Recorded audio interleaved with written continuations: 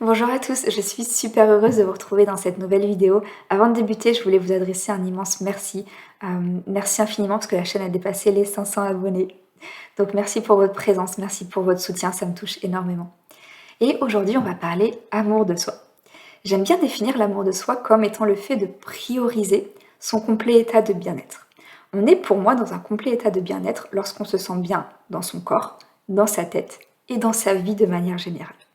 D'ailleurs, la définition de la santé pour l'OMS, c'est pas juste l'absence de maladie, hein. C'est vraiment un complet état de bien-être aussi bien physique, mental que sociétal. Donc voilà, c'est vraiment se sentir bien dans son corps, dans sa tête et dans sa vie de manière générale. Donc pour moi c'est ça, et c'est vraiment le fait d'en faire une priorité. C'est vraiment le fait de se dire, ce complet état de bien-être, j'en fais une priorité, parce que je le mérite, et parce que c'est normal d'en faire sa priorité. Je suis la personne la plus importante dans ma vie, alors je prends soin de moi. Parce que ça nous arrive très souvent parfois de mettre de côté certaines choses parce qu'elles ne sont pas trop lourdes. Par exemple, ça nous est tous déjà arrivé de peut-être faire une petite insomnie, d'avoir du mal à dormir pendant quelques jours et de se dire « c'est pas grave, ça va passer ».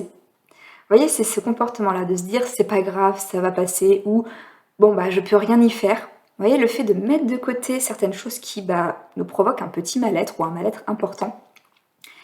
L'amour de soi, c'est vraiment se dire non, ça, je vais me respecter, je vais respecter mes besoins et je vais les prendre en considération. Donc le contraire de l'amour de soi, je dirais que c'est de négliger ses besoins et de rester dans un état de mal-être, qu'il soit léger ou important. Et donc pour moi, au niveau de l'amour de soi, il y a deux idées principales à bien avoir en tête. C'est que c'est deux choses.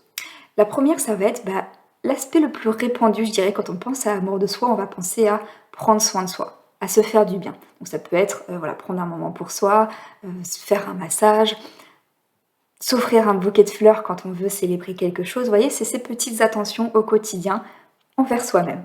Donc ça, c'est l'amour de soi. Et c'est en effet extrêmement important.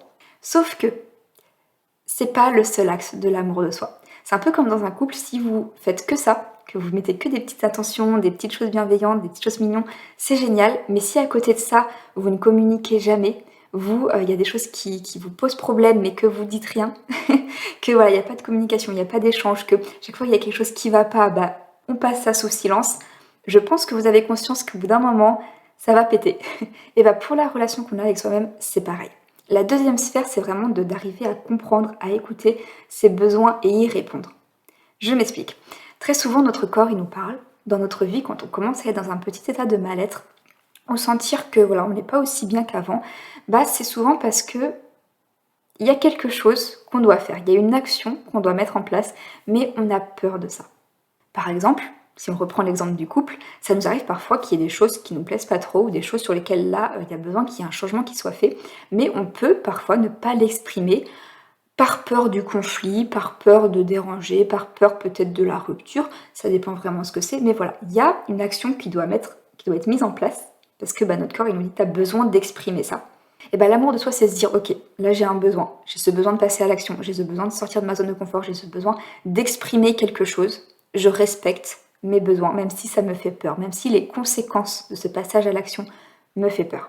Le fait de ne pas passer à l'action, de ne pas faire ce qui nous fait peur, ça crée un poids en soi qui est beaucoup plus douloureux et néfaste pour nous que les conséquences que peuvent avoir le fait de passer à l'action. Dans la majorité des cas. Donc l'amour de soi, c'est aussi ça, c'est aussi respecter ses besoins, même si ça nous fait extrêmement peur, et même si ça peut vouloir dire souffrir temporairement pour avoir la vie qu'on mérite, et une vie plus sereine. Et donc c'est cette dimension-là de l'amour de soi qui fait que c'est souvent compliqué, parce que c'est moins agréable que l'autre dimension qui est de se faire du bien, qui est de prendre soin de soi. Là c'est aussi prendre soin de soi, mais plus dans le sens se respecter et respecter ses besoins. Et ça, c'est de l'amour de soi. Et ça se travaille. Et ça, c'est pas facile. Vous avez fait une vidéo d'ailleurs pour vous expliquer pourquoi c'est pas très simple l'amour de soi. Mais ça change vraiment la vie. Vous méritez le meilleur. Vous méritez ce complet état de bien-être. Et vous pouvez y accéder. Donc j'espère du coup que ça vous aura aidé à avoir une vision plus concrète de tout ça. Et sur ce, je vous souhaite une très très belle journée. Je vous dis à bientôt dans une nouvelle vidéo.